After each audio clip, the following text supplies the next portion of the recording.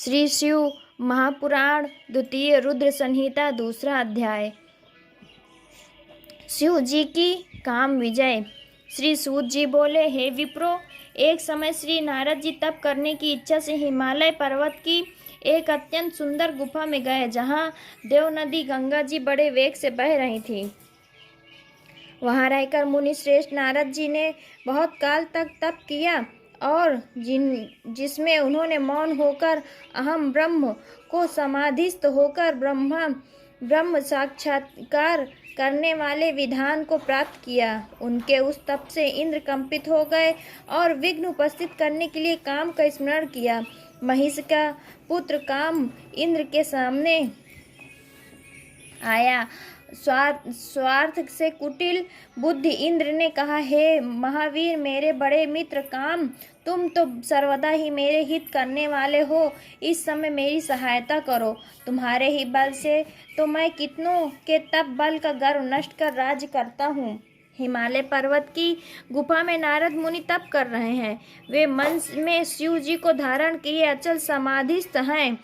कहीं वे ब्रह्मा जी से मेरे राज्य की याचना न करें, अतः तुम उनके तप में विघ्न करो। काम नारद जी का तप भंग करने चला। वहां पहुंचकर उसने अपनी संपूर्ण कलाओं की रचना की। बसंत ने मद से नाना प्रकार का प्रभाव दिखलाया, परंतु नारद मुनि के चित्त में कुछ भी विकार नहीं हुआ और शिवजी की कृपा से इंद्र का गर्व नष्ट हो गया।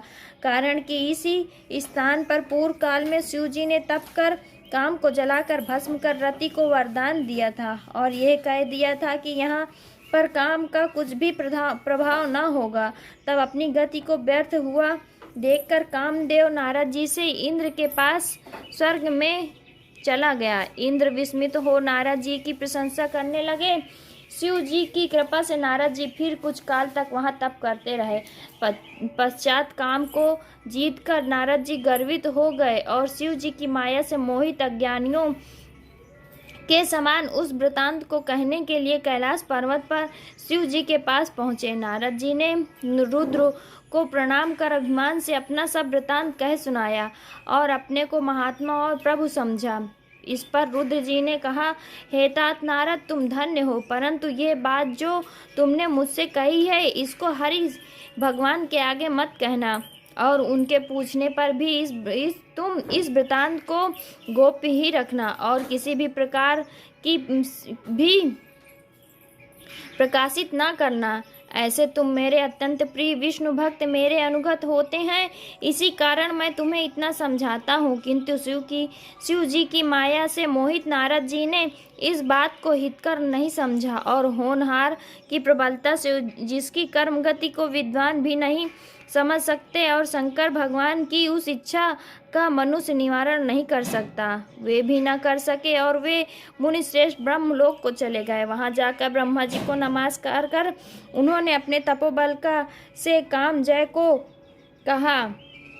ब्रह्मा जी ने इस बात को सुनकर शिव जी के चरणों में प्रणाम किया और फिर सब कारण जानकर अपने पुत्र को पुनः ऐसा कहने के लिए निषेध किया, परंतु ब्रह्मा जी के कहने पर भी नारद जी ने उस पर ध्यान न दिया, क्योंकि उनके मन में मद रूप अंकुर उत्पन्न हो गया।